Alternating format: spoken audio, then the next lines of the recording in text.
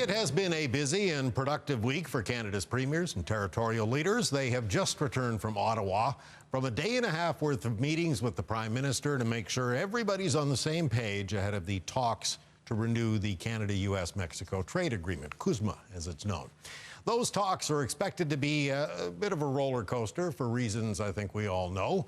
Joining us tonight, we're always happy to welcome Nova Scotia Premier Tim Houston to the program. Thanks so much for speaking with us tonight, Mr. Premier. Really appreciate it. Thanks for having me. I appreciate it myself too. How are you feeling about CUSMA now after a meeting with Mr. Carney and all of your counterparts across the country? Yeah, listen, anytime we can get together as a group of premiers, it's always a good thing. We're all dealing with the same issues and just trying to govern. And when you have the Prime Minister there, it's actually very calming. I really enjoy working with the Prime Minister. So I was curious heading into it what was really happening. You see these pretty remarkable headlines coming out of certain of the characters and actors in the United States. So I was really curious as to what was really happening. And I would say that I feel much calmer after hearing from the Prime Minister and some of his ministers over the last couple of days. So it's going to be a tough time for sure. Yeah. But I'm optimistic we'll get through this. The admiration seems to go both ways. The PM singled you and Doug Ford out for your ongoing efforts to cut red tape, I should say. Oh, that's very kind of him. The interprovincial trade stuff, I'm passionate about that. I'm passionate about growing Nova Scotia, growing the Nova Scotia economy. This is so important right now. So we have major opportunities in energy investments, major opportunities in so many spaces. And I appreciate what the Prime Minister's doing. He's traveling the world, selling Canada, really, and he's creating space for premiers to step up as well. All right, so we know energy was likely a big topic as well.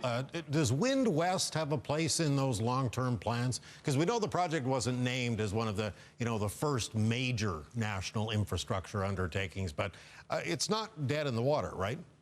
Oh no, Wind West is, one of the most appealing offshore wind projects, if not the most appealing in the entire world. There is an incredible amount of excitement about Wind West, not just from me and not just from Nova Scotians, but also from the Prime Minister and the federal government as well. But they just had expressions for interest. The board does that process, but I'm told that the interest was really remarkable. Through the roof, I think, was the expression I heard. So this is a massive opportunity for Nova Scotia. We have incredible opportunities as well in onshore gas, offshore oil. There's a lot happening. There's so much potential, and of course defense as well. But we're on the same page with the federal government. Everybody's hustling. Everybody's selling. Everybody knows that they have to grow the economy. This is a time we have to grow. And I'm on that page. The Prime Minister is, and his team is as well. So we're just trying to move it all forward. Speaking of energy, I have to ask you about Nova Scotia Power, because just about maybe half hour ago, we learned that you are now urging the Energy Board to reject Nova Scotia Power's proposed rate hike. You referred to it as tone deaf. I suspect they're going to say they need the money. So what's the alternative here? Yeah, I guess, well, really, when you think about what's happening in the world with the affordability pressures people are feeling, we as a government try to do what we can. Lower taxes, lower fees, lower tolls, school lunch programs, seniors care. We're trying to do what we can to support Nova Scotians. And in the energy space specifically, we've taken a number of steps that have been quite effective of keeping rates down, what they could have been higher. And then along comes Nova Scotia Power. In the wake of the cyber attack and the billing issues and the incredible outages we've had, they thought it was a nice time to ask for more money, more profits, more for Nova Scotia Power. So we put a very detailed, thoughtful, comprehensive response into the board. The board will make their decision on this. We listen carefully to the hearings. We listen carefully to Nova Scotians, put forward a detailed thing that says, a response that says, like, reject this application, but also here's a number of other steps we would like you to take to rein in Nova Scotia Power.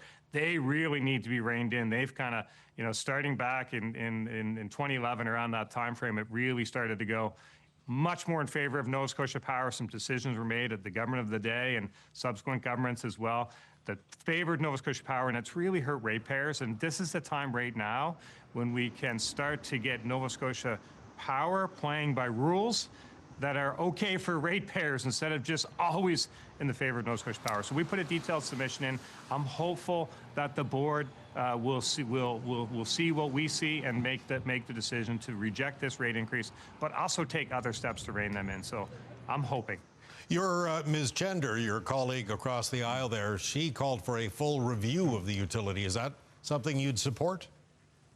Yeah, sure. That's kind of political speak for try to do something when you don't really know what to ask for. But in our submission, we've asked for very, very detailed steps around the rate of return, around the valuation of assets, around some of the other mechanisms that they have in place. So I'm hopeful that the board will look through that. But looking at the ownership structure is one thing. But actually, what I care about is the bills people get. What's on the bills? How much are being asked to pay? Sure. And what we can do to mitigate that. So it's really important that trying to keep the rates down from Nova Scotia Power is one part of it, but we're also trying to diversify the grid to give people more options. If we can develop some of our own natural gas, maybe more people can use natural gas in their homes, that would be an alternative to Nova Scotia Power, be less expensive. What we pay for natural gas right now in Nova Scotia, we pay about $12 to $15 a unit. In Alberta, they pay $3 or $4. So imagine if we could develop our own natural gas and offer that to Nova Scotians. So there's a lot of potential. There's a lot of things that can be done.